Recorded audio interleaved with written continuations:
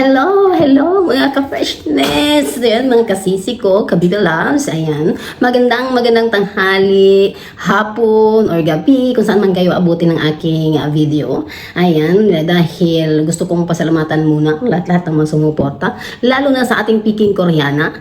At maraming salamat sa lahat-lahat na patuloy na hindi bumitiw na hanggang ngayong mga pagkakataon na to na nakikita natin kung gaano lang kabilis ang ating Peking Koreana na natupad ang kanyang mga pangarap. Maraming salamat sa inyong lahat. Lalo na sa aking mga kagrupo dyan, mga Chrisnatic Loyal Supporter at sa international and local Crispaw Natik, yan, Chrisnatic ba dyan? Kung lahat nandyan na sumuporta sa ating Peking Koreana, maraming salamat po sa inyo lahat. Nais ko kayong pasalamatan. Ay, walang bumitiw, walang bibitiw, hanggang dulo tayo. Ayan. Maraming salamat sa inyong lahat.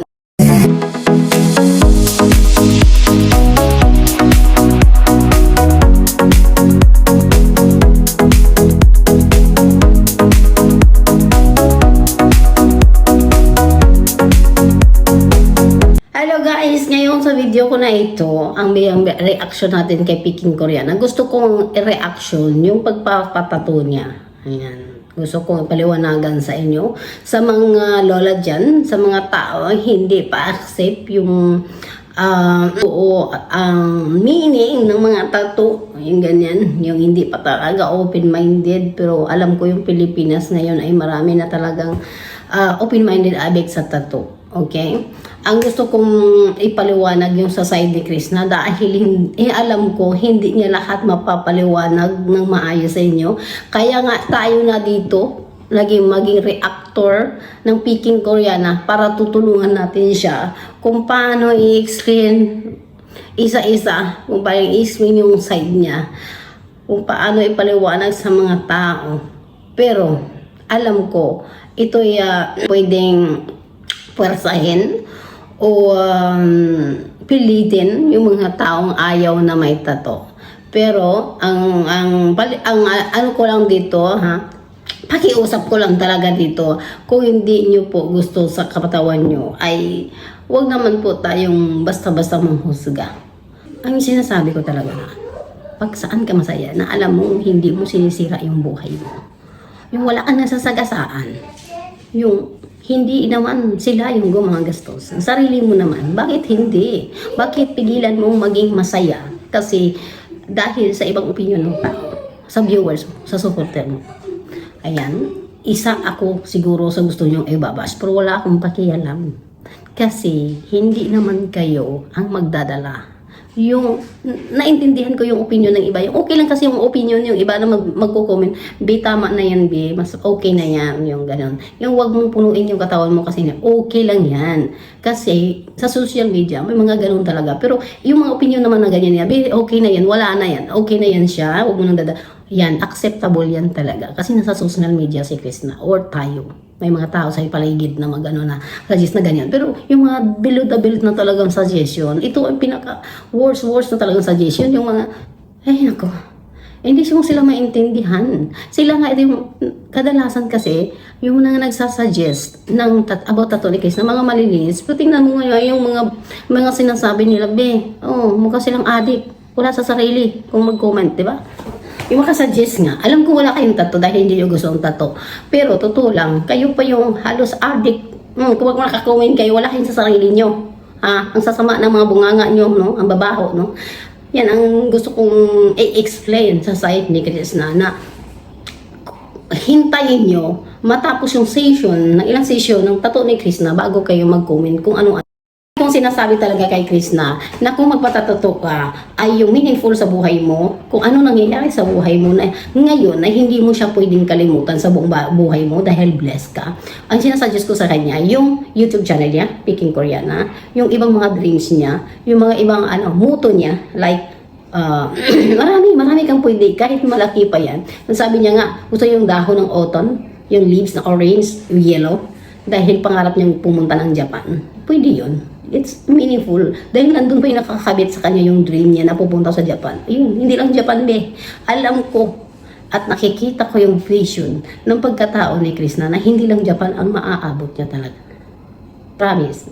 Marami siyang pwedeng gawin sa buhay niya. Marami siyang mararating sa buhay niya dahil alam ko masipag siya. Dahil alam kong matyaga siya. Dahil alam kong hindi siya maluhong tao.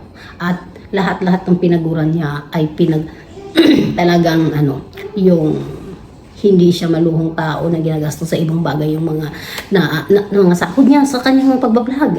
Kaya sabi ko, hindi lang doon sa Japan siya pupunta, makakapunta. Maraming bansa pa. Okay? Kaya yun ang leaves ng autumn leaves, ng orange yellow, yun ang gusto niyang iba dahil pangarap niyang pumunta ng Japan. Okay. Ang suggestion ko, ito, una rin ang suggestion ko, na gusto ko ay yung pangalan ng YouTube channel niya, ilalagay niyong Peking Koreana kasi doon siya siniwerte.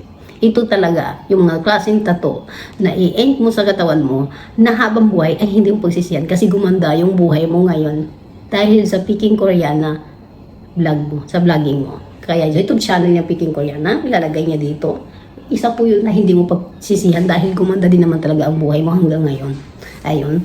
At kung may another suggestion po ako, o okay man kayo o hindi, mas gusto ko rin sasabihin sa kanya na ididikit niya yung Savior, yung may tattoo ng Savior sa buhay niya, or Angel is PB dahil sa PB team, kung nasaan man siya ngayon, dahil sa din yan po, ididikit niya yung Peking Koreana, initial lang. Yun ang suggestion ko talaga sa kanya. Ito hindi maging okay si Krishna o okay, nasabi ko, suggestion ko rin yung PB. Kung hindi naman okay sa kanya, okay lang. Alam naman ng lahat na kung saan si Krishna nakilala. Pero ito lang sa buong buhay mo kasi, kahit may Peking Koreana, hindi ka naging Peking Koreana. Kung sa mga ayaw, mga negative yan dahil mas gusto kong ipatato ni Krishna yung PB ng okay lang, suggestion nyo yun. Pero para sa akin kasi, ako kasi ganong tao yung kahit hindi na tayo magkita, yung kahit na hindi man tayo in the future, kung sa hiwa nang galing, yung maganda kong buhay, ipatato ko yun kasi dito ako nagsimula, dito ako nagkilala. Yung ganun lang, di ba? Ayun naman ay maraming pwedeng i-add pag arm bra, yung leaves na talaga, yung arm lead mo dito, marami pa yung pwede mong art talaga na pwede mong i-explain sa tao kung ano yan sa buhay mo, anong meaning sa buhay mo. Kailangan pag-isipan mo kung ano mo yung ibang cover tattoo mo. Kailangan mo talagang pag-isipan na hindi kasi nabubura yun, nakukover lang pero hindi nabubura pag malakit na. Ano na naman ilalagay mo, di ba? Kaya yun, sa mga gustong magpatato, pag kayo nasa isip nyo yung mga nangyayari sa buhay nyo na thankful ka, yung masakit sa'yo, yung taong hindi mo pwedeng kalimutan sa buong buhay mo, pwede po kayo magpatato. Kaya alam nyo na hindi yung pagsisiya habang buhay, like your wife, your daughter, marami pa akong kilalang mga ganon. Kasi isa lang yun hindi na talaga yun mabubura sa buong mundo mo, kaya pwede mo siyang ipatato talaga. Yung asawa nga minsan, di ba? Naghihiwalay pa. Kaya nagko-cover up tattoo na lang nila para mawala na yun pag naghiwalay na sila. Kaya yun, yung anak, number 1 talaga yun. Number 1 yun pwede mo siyang ipatato kahit wala kang plano. Kasi anak mo yun, mag-away man kayo, anak mo talaga yun. Ganon. Yan. Kagaya ko, kung sasabihin sa akin mabait ako, sabihin, maraming nagsasabi sa akin na mabait daw ako. Pero, ang tanong ko sa inyo, kung malalaman nyo kayang may tattoo ako, maging babait pa ba ako sa paningin nyo? Yung ganun. Alam mo yun, mayroon pa akong malaking tattoo sa likod. Mayroon po ako malaking tattoo dito sa gilid. It's a dragon. Pero hiding siya. Kasi, ang explanation ko naman noon, nung kabataan ko kasi, solo po akong nangarap sa buhay ko. Solo po akong umalis. Solo akong alam nyo yung nangarap para sa family ko. Wala akong sinasabihan. Kaya, yung nagpatato po ako ng dragon is very meaningful talaga sa akin. Yung very meaningful yung tattoo ko una-una. Kasi I was 18 or 19 years old. Na lumayas ako nung 16 pa lang ako. Gusto ko maging dragon tattoo siya. Kasi sabi ko maging fighter ako sa buhay. Sa totoo lang po, kahit may malalaki akong tattoo, hindi po ako nagiinom ng alak. Hindi po ako naninigarilyo sa buong buhay ko talaga, as in. Never ako nakatiim ng anuman yung mga droga na yan. Never po talaga. At mailap po ako nung nagpa-Manila na, mailap na ako sa kaibigan. Pero nung sa province pa lang po ako ay mabarkada ako sa lalaki. Punta ka na Manila. At doon po ako nagkaroon ng first kong tattoo, it was dragon. Dati yung dragon ko, ano lang siya, yung black lang, no color. Until na, parang marami akong nararanasan ng mga pagsubok sa Manila. Ayaw kong maraming tattoo. Kaya, inagal ko is, ano lang siya, yung retouch na lang ang ginagawa ko. Kung na-depress ako, maraming pangarap ko, yung hindi ko maaabot, parang depress ako, retouch na lang ang ginagawa. Kasi dragon pa rin, pero retouch lang siya, na gusto kong kulayan. Dumating yung panahon na-decide ako na kulayan ko yung dragon ko na with the red. Kaya may red ng dragon with the black. Ipapakita ko dito sa inyo kung bakit ganoon lang. Kasi kung hindi ko naisip na enough na yung aking siguro marami din akong tattoo kasi yung nagiging sinugod ko yung buhay ko sa Manila talaga ay maraming struggle akong naranasan, depression, pagsubok sa buhay, nagiging palaboy, alam mo yun, siguro marami na akong tattoo sa katawan pero gusto ko lang ay yung alam mo yung retouch na lang ang ginawa ko kasi gusto ko lang masaktan yung sarili ko kasi depressed nga, diba? Ang dami mong problema. Nagawa ko yung retouch na lang sa tattoo kong dragon. Yung another tattoo ko naman sa likod is yung nagpa-France na ako. Na namatay yung asawa ko. And then marami nang lumalapit kasi dito na nga ako nagtatrabaho, dito na yung buhay ko. 2014 namatay ang asawa ko. And then after niya, nag-focus na ako sa buhay ko. Ipa-explain ko sa inyo kung bakit may tattoo akong ganyan. Marami na kasing, hindi lang sabi na maganda ako. Nag-focus ako trabaho, 3 trabaho bali. Ganyan. Maraming nagpaparamdam sa iyo, maraming hatid, sundo, maraming ganun gusto. Pero as in, maraming nagka-interest sa iyo sa akin dahil single nga ako, 'di ba? And then ang ko is meron akong dalawa sila sa buhay ko na pinagpipilian ko. Yung boss ko dati sa call center sa Manila na American, and then yung asawa ko ngayon. Kasi yung isip ko kasi future na, yung family, may anak kang, alagaan, mga gano'n. Kasi yung boss ko, sobrang mahal niya ako, no? Sobrang talaga, sin prinsesa. Pero ayaw niya kasi mag-aanak. Ito naman, simple lang ang buhay niya, may trabaho, gano'n lang. Pero hindi niya rin gusto magkaanak. Kaya parang gulong-gulo ang buhay ko dahil sabi ko, bakit hindi lahat ibibigay sa'yo? Ang pangarap mo sa buhay, may gusto mong magkaanak, di ba? Ayaw niya magkaanak. Ito siya ngayon. Kaya umuwi ako sa bahay, parang umuwi ako para separation kasi ayaw ko mag-stuck sa isang relasyon na masasayang yung time, yung years. Kasi ano na rin ako, 30s na rin ako, 33, 34, mga ganun ba. Inaglibin na kami dito. Parang sabi ko, pag hindi ako magpaghiwalay, may i-stuck ako sa relasyon ng ganito na habang buhay, magiging malungkot ako kasi wala akong anak. Umuwi ako ng probinsya, kaya doon ako naggulong-gulo ako ng time na yun talaga, kung sino ba talaga sa kanila. Kaya nagpatato ako sa likod ko, gano'n na yan. If you stay forever. If you go, do it today. Kasi kung hindi mo naman ibibigay sa akin yung nagpapasaya, yung mga pangarap ko na gusto sa buhay ko, hindi, wag na. Wala na, tapos na. Ganun na lang. Kaya itong tattoo ko sa likod, meaningful ito sa buhay ko. Kasi nung humiwalay ako dito sa asawa ko dati is as in decided na talaga ako na umalis. Pero the time na nag-stay na ako, nag-stable na ako ng Philippines is ay kinat ko lahat ang aking yung aking communication sa kanya kasi ayaw ko na magsayang pa ng time talaga or years na wala naman na hindi mo naman kayo ibigay sa akin. Kaya yun, nagparamdam siya sa akin na sige, balik ka dito sa France tapos tayo kahit isang anak na lang. Kasi kung mahal ka kasi ng isang tao, ibibigay niya yun din. Totoo yan. Hindi ko akalain na nag-okay siya. Kasi buong year namin together is ayaw niya na talaga mag-anak. Kasi malalaki na yung mga anak niya. Malalaki na talaga. Ayaw niya bumalik sa dati pa na may mga anak na, may anak na naman. Gusto mag-enjoy niya lang. We're not same. Kasi ako wala pang anak, di ba? Kaya makikita na ayaw na mag-anak at magpareha lang kayo ng mindset. Ako hindi pa ako doon. Hindi ako yung babaeng gusto mo. Kaya, kung mahal ka ng lalaki, ibibigay niya yun.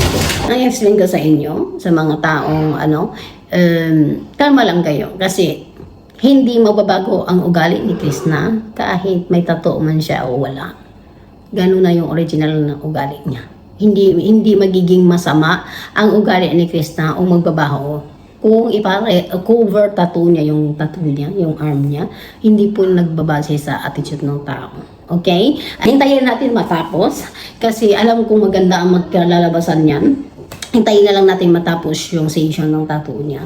Ako'y sobrang excited kasi alam ko magiging magandang kalalabasan. At wag na kayong manganiga lagi.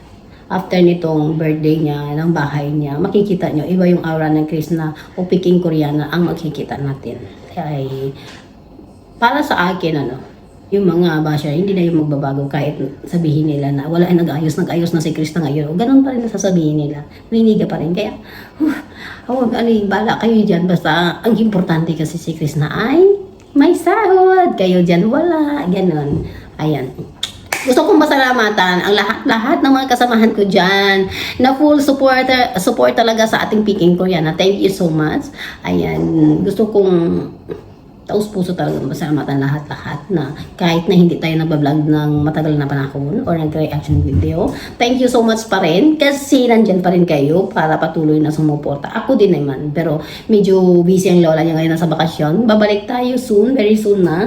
End of August ay nasa France na kami, kaya tutok na naman tayo sa ating Peking Koreana. Support. Thank you so much sa lahat-lahat mga kumari, mga ka-freshness ko dyan, Krishnatic Loyal Supporter, International Local, Chris Paunatic, o Krishnatic supporters, thank you so much sa lahat-lahat ng sumuporta. Kahit saan man kayo, kung sumuporta kayo kay Krishna Mahusay o Peking Koreana, thank you so much kay MJ.